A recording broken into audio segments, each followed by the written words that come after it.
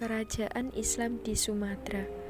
Berdasarkan catatan Tome Pires dalam Suma Oriental pada tahun 1512 sampai 1515 dikatakan bahwa di Sumatera, terutama di sepanjang pesisir selatan Malaka dan pesisir barat Sumatera, terdapat banyak kerajaan Islam, baik yang besar maupun yang kecil, di antaranya Aceh Biar, Lamri, Pedir, dan lain sebagainya. Menurut Tome Pires, kerajaan-kerajaan tersebut ada yang mengalami pertumbuhan, ada pula yang sedang mengalami perkembangan, dan ada pula yang sedang mengalami keruntuhannya. A. Samudra Pasai.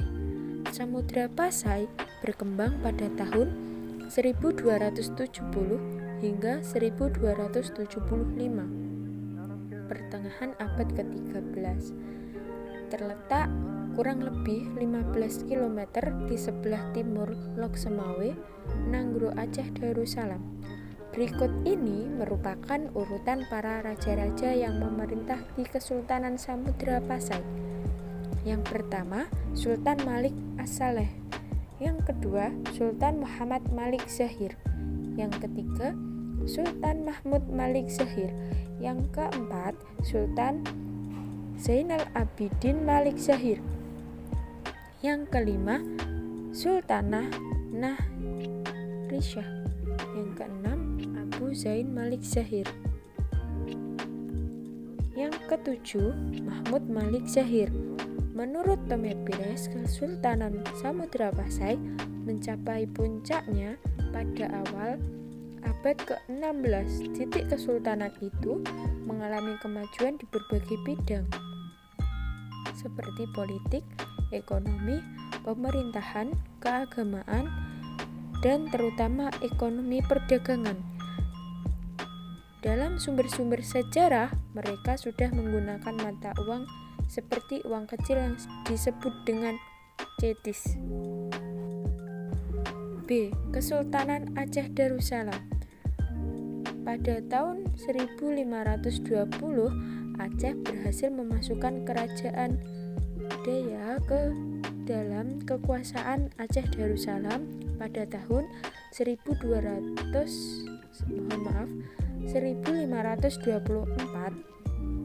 Petir dan Samudra Pasai ditaklukkan. Kesultanan Aceh Darussalam di bawah Sultan Ali Mughayat Shah menyerang kapal Portugis di bawah komando Xiomai de Souza di Bandar Aceh. Kemudian Sultan Ali Mughayat wafat tahun 1530. Kemajuan Kesultanan Aceh Darussalam pada masa pemerintahan Sultan Iskandar Muda di bidang politik yang menduduki daerah-daerah di sepanjang pesisir timur dan barat. C. Kerajaan-kerajaan Islam di Riau. Kerajaan Islam yang ada di Riau dan Kepulauan Riau menurut berita Tome Pires pada tahun 1512 sampai 1515 antara lain Siak, Kampar, dan Indragiri.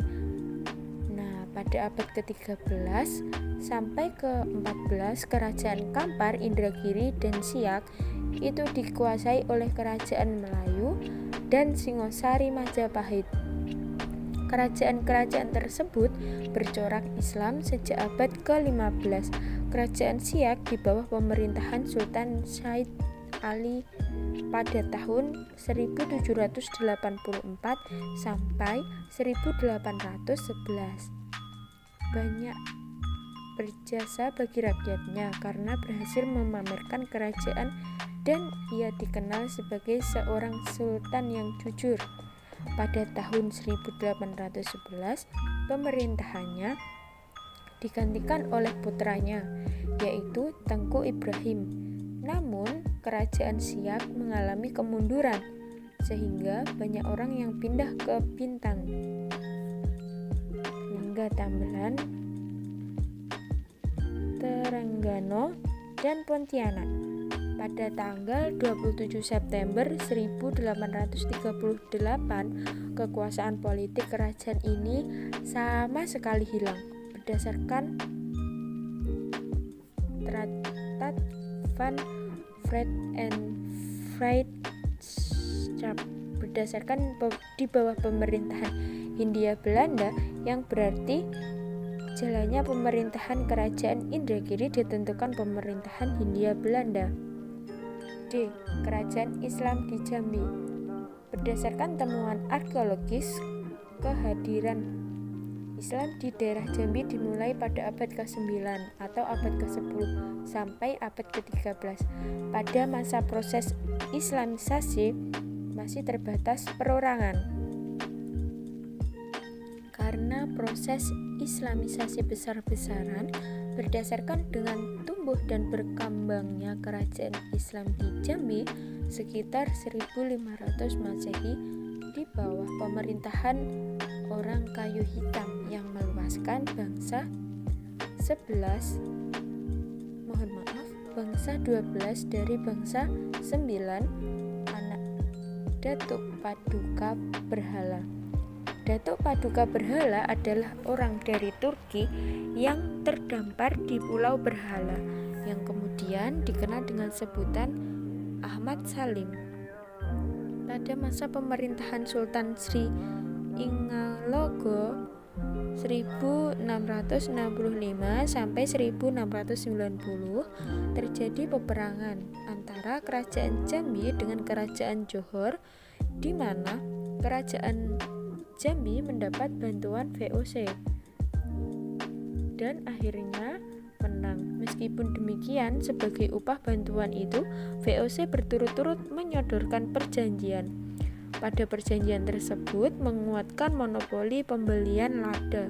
Sebaliknya, VOC memaksakan untuk penjualan kain dan opium. Kerajaan Islam di Sumatera Selatan. Sejak Kerajaan Sriwijaya mengalami proses kelemahan, bahkan runtuh sekitar abad ke-14, mulailah proses Islamisasi, sehingga pada akhir abad ke-15 muncul komunitas Muslim di Palembang, dan pada akhir abad ke-16 sudah merupakan daerah kantong Islam terpenting atau bahkan pusat Islam di bagian selatan Pulau Emas. Palembang pada abad ke-16 sudah ada di bawah pengaruh kekuasaan Kerajaan Demak pada masa pemerintahan Paterodim, seperti yang diberitakan oleh Tome Bires pada tahun 1512 sampai 1515. Bahkan pada waktu itu penduduk Palembang berjumlah kurang lebih 10.000 orang. Sultan pertama Kesultanan Palembang ialah Susuhunan Sultan Abdurrahman Khalifah Al-Mukminin Sayyid Al-Iman atau Pangeran Kusumo Abdurrahman atau Kiai Mas Endi sejak 1659 sampai 1706. Kerajaan Islam di Sumatera Barat.